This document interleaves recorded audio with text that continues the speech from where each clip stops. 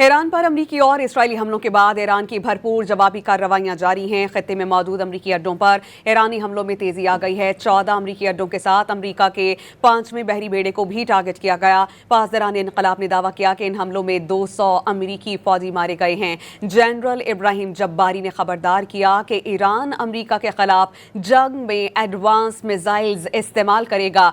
जल्द ऐसे हथियार सामने लाए जाएंगे जो ट्रंप ने कभी नहीं देखे होंगे।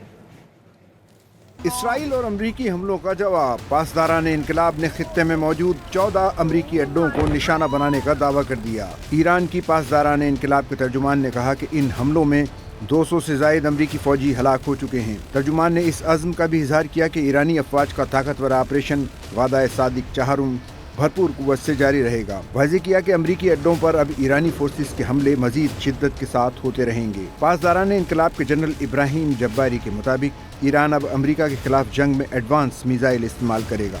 अब वो कुछ इस्तेमाल होगा जो ना पहले कभी सुना गया ना देखा गया। ताज़ा तरीन इत्तलात के मुताबिक कतर में ईरानी ड्रोन हमले में अमरीकी रेडार मुकम्मल तौर पर तबाह हो गया।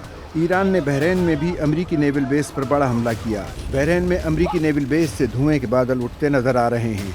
ईरानी मीडिया के मुताबिक बहरीन में अमरीकी बहरी बेड़े का सर्विस सेंटर हमले से मुतासिर हुआ है। उधर कुवैत सिटी में भी धमाकों के बाद मिसाइल वार्निंग के सायरन बजाए गए हैं। पासदारान इनकलाब के मुताबिक कतर में जदीद तरीन FP-132 रेडार सिस्टम तबाह कर दिया गया है।